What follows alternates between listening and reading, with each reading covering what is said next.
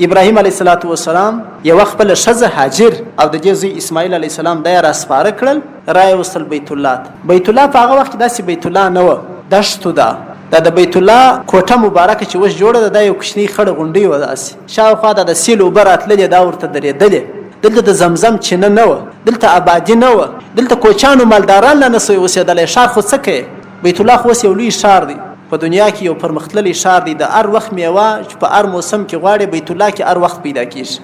د ابراهیم علیه السلام د دعا برکت دی چې بیت الله شریف ته یې کړی ابراهیم علیه السلام خپله یوه کډه اسماعیل علیه السلام او د هغه مور هاجر رضی الله عنها دا بیت الله ته راوستل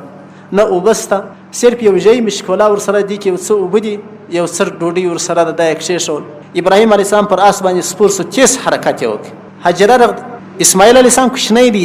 تیر وي هاجرې رضی الله عنها ورنارې کړل موږ دې چاته پرېښولو په دې دشت کې ابراهیم علیه السلام غږ نه کوي بیا وایي موږ دې چاته پرېښولو موږ هېڅ غږ نه کوي اخر ورته الله درته ویلي دي چې موږ دلته پرېږده ول هو الله راته ویلي دي هاجرې رضی الله عنها نو اوس موږ نه هلاکېږو چې الله موږ دلته راغواړي نو موږ نه تباه کېږو هغه و چې ابراهیم علیه السلام ولاړی د بیت الله نه چې یو څه لرې سو د دې څه نیام سو بیت الله ته دعا وکړه چې الله دا یو آباد ښار وګرځوي دا د عبادت ځای وګرځوي دا ستا بیته وګرځوي بیت الله ته یې دعا وکړه نو هغه و چې بیت الله وروسته بیا آبادېږي ابراهیم علیه السلام دوه کوره لري یو په شام کې دی او یو په بیت الله کې دی دا د بیت الله د کور کیسه خو داسې وه چې ابراهیم علیه السلام خپل پر مخ باندې تللی دی خپله ښځه اسماعیل علیه السلام چې شیدې وي هغه یې پرېښي دا اوبه خلاصېږي دا ډوډۍ خلاصېږي څو شپې دغه ډوډۍ اوبه دغه د اسماعیل علیه السلام مور چښلې دې ته یې شیدې ورکولې اخر داسې و چې د دې خوراکه او د دې د چښاک شی خلاص سو نو پس په توی کې شیدې هم نه وي قانون دا دی ښځه چې خوراک نه کوي توی کې باره شیدې هم نه وي اسماعیل علیه السلام داسې به سو چې د زکندن حالت باندې راغی د ډېر لوږې سو او دا چې و دا ډېر حریانه وی یوازې و دلته نو ولاړ د صفا غونډۍ ته وختله دا فکر سو چې انسان یو شی کومې پیدا کوي کومک یې راسره وکړي د صفا پر غونډۍ یې غږ وکړي هېڅ شی نه کوي پیدا مروه ته بیا ولاړه وواره یې صفا او د مروه منځ کې تګ کړی دی دا شلیته چې به راورسېدله پای کمیس بیا راپورته کوي څه تیز تګ به یې وکړي د صفا او د مروه منځ کې اوس هغه شنه ګروپان چې ځړېږي حاجان تیز تګ یا معتمرین عمره کوونکي خلک دا په اصل کې هاجرې رضی الله عنها دلته تیز تګ کړی اوم وار چې د مروه پر غونډۍ باندې ودرېدل ناره یې وکړل یو غږ یې واورېدی غږ چې یې واورېدی ځان چې ول چپ شه ته یو چا غږ اورې غوږ چې ونیوی بیا یې غږ واورېدی انو بار خپل زوی ته راغله دلته جبرائیل علیه السلام راغلی و په بعض روایتو کې پښه یې ووهله دلته زمزم چینه پیدا سو په بعض روایتو کې وزر یې ووهلی دلته زمزم چینه راووته دا وچ د زمزم اوبه خلک راوړي د اسماعیل علیه السلام مور راولاړ سو خاورې پر راوګرځوي په لپو کې اوبه ځینې رااخیستلې پیغمبر علیه الصلات وسلام وایي که چیرې دې اوبه نه وای جمع اوس به د زمزم چینه جاري وای اوس ډم ولاړه ده چې څوک اوبه ځینې رااخلي هغو نه اوبه بیا پکښې پیدا کېږي انو دوی دا و چې دلته یې دغه اوبه څښلې دلته اوسېدل اخر د عربو یو قبیله راتېرېږي دا تور دښت دی بیت الله کې هېڅ شی نسته دلته کوچیان او مالداران لا بیت الله کې نه اړوي ځکه اوبه نسته مرغان لا ګزاره نشي کولی د جرهم قبیله د عربو یو قبیله ده دا راتېرېږي که ګوري دلته مرغان ګرځي اخر دوی سره وویل چې دا څنګه مرغان دلته پیدا سوي دي خامخا دلته اوبه شته یو څو خلک یې د بیت الله غرو ته داخل راواستول چې ویې کتله چینه ده اسماعیل علیه السلام کوچنی دی مور یې ورسره ده پر دې چینې باندې دوی اوسېږي ناست اخر هغه خلکو ورته ویل چې موږ به هم دلته راسو په دا چینه کې موږ ته اوبه راکوي کوچیان و عرب وه دوی ورته ویل سمه ده راسه په چینه کې راسره شریکان نه یاست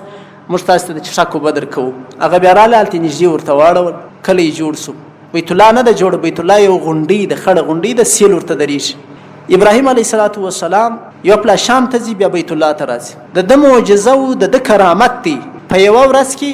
چې دی پر براک راسپور سي د غرمې خوب په بیت الله کې کوي غرمې خوب چې وکړي ماپښین سمیږي ماښام ته بیت المقدس ته ځان رسي بیخي ډېر مزل دی په شوه روزو مزل دا کار کوي اخر دا و اسماعیل علیه الصلات وسلام دلته راغټېدی د دې کور جوړېدی اسماعیل علیه الصلات وسلام بلوغ ته ورنږدې سو تقریبا 14 کال ته ورسېدی دا د اختري تر فلسفې پورې را روان یم چې اخترۍ د کوم تاریخ څخه را روان دی اساس یې چیرې دی اسماعیل علیه الصلات وسلام بلوغ ته ورنږدې سو د 14 کال دی د پلار سره کارونه کولی سي په دغه وخت خو د اولادونه پر دې پلار باندې بیخي ګران چې د پلار سره اولاد کار کوي پلار ته ډېر خوند هم ورکوي ابراهیم علیه الصلات وسلام په شام کې بیده دی خوب ویني په خوب کې د الله تعالی طرف څخه یو سړی راځي وایي زوی دې حلال که دی چې راکښېنستی ول دا خوب به شیطاني زوی څنګه حلال کړه د سهار رسېد تر ماښامه په دې خوب کې سودا بنده ده چې څنګه ماته په خوب کې ویل کېږي چې زوی دې حلال کړه هغه و چې دا بله شپه بیا خوب پسې ولیدی بیا په خوب کې یو سړی راځي و اسماعیل علیه صلات وسلام ته وایي چې زوی دې حلال کړه الله تعالی درته وایي بیا سودایي و فکرجن دی درېیمه شپه بیا خوب ولیدی چې یو سړی ورته راځي هغه وایي زوی دې حلال کړه الله تعالی ته وایي په تا امتحان کې چې د الله تعالی په لار کې د خپل زوی ورکوې که نه ورکوې در دې خپل زوی تېرېږي که نه تېرېږي ابراهیم علیه السلام پوه سو چې دا خوب د الله تعالی طرفه څخه دی خوب د انبیا علیهم الصلاة والسلام چې دی هغه وحی دی حق دی ابراهیم علیه الصلاة والسلام د شام شریف څخه راسپور سپر براق باندې بیت الله ته راغی مخکې هم څو سفرونه بیت الله ته کړي وو بیت الله ته چې راغی اسماعیل علیه السلام یې پیدا کړي مور یې هم دلته د هجره رضی الله عنها د خپل زوی چې وویل بچی یو تبر راواخه یو تناو راواخه ولاړ به سو د غره وخواته په یو روایت کې ورته ویل چې یو څه بوټي به راوړ په بل روایت کې ورته ویل راځه چې ولاړ سو هلته یو قرباني کوو یو شی حلالوو درځه اسماعیل علیه صلات وسلام یو رسی راواخیستل چاړه یې راواخیستل ابراهیم علیه السلام تر مخه روان دی اسماعیل علیه السلام در شا په پسې دی ځي د مینا دښته وځي د مینا غرو ته ځي چې روان دي شیطان ځان راښکاره کوي د یو شناخته سړي په شکل باندې په داسې شکل یې ځان جوړ کړي لکه اسماعیل علیه السلام چې پیژني لکه ابراهیم علیه السلام چې پیژني ابراهیم علیه صلات وسلام ته وایي وایي چیرې روان یې ابراهیم علیه الصلاة والسلام ورته وایي ځم یو څه حاجت پسې روان یم دلته مې د غرو کې یو څه کار دی وایي یا ته خو ځې ته خپل زوی حلالوې شیطان ورته وایي په صورت د انسان دی ګوره شیطان په صورت انسان کېدلی سي وایي ته ځې ته خپل زوی حلالوې ابراهیم علیه الصلاة والسلام ورته وایي تا داسې یو پلار لیدلی دی چې خپل زوی حلالوي شیطان څه ورته وایي وایي ته دا ګمان کوې چې تا ته الله ویلي دي چې ته خپل زوی حلال کړه ابراهیم علیه الصلاة والسلام ورته وایي چې الله تعالی راته ویلي دي نو بیا چې خپل زوی حلالوم نو خو بیا ښه کار کوم ځکه که زوی حلالېدل هم دي خو د الله تعالی امر وفرموده ده نو بیا خو ښه کار سنو نو د شیطان مخ تور سو د ده څخه ولاړې چې ولا پر دې سړي باندې کار نه کېږي د دې واري د ابراهیم علیه السلام کور ته راغی د اسماعیل علیه الصلاة والسلام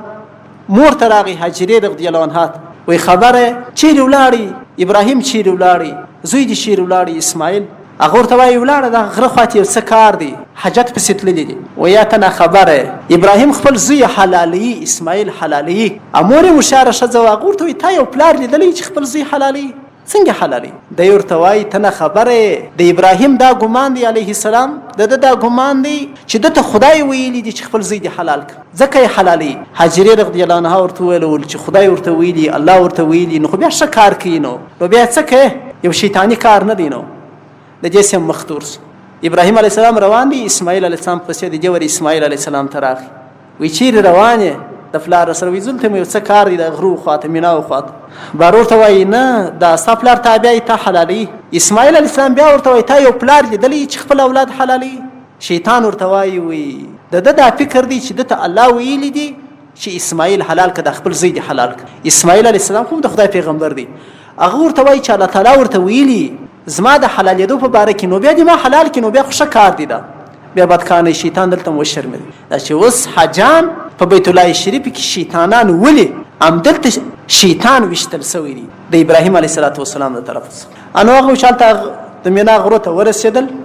ابراهیم علیه الصلاة والسلام را ولاړ سو د خپل زوی یې کښېنوي اسماعیل علیه السلام دا قرآني کیسه ده په سورة وصافات کې ذکر کېږي باره ورته ویل ای بچیه زه تا په خوب کې وینم چې زه ته حلالوم یعنی الله تعالی ماته وایي چې دی حلال کړه اسماعیل علیه الصلاة والسلام ورته وایي چې الله تعالی درته ویل دي ونیسه ما حلال کړه هېڅ ګوره ناامني و سرکشي نه کوي تاسې د نن زمانې اولادونه تاسې وګورئ د پلاره سره اولادونه جوابونه وایي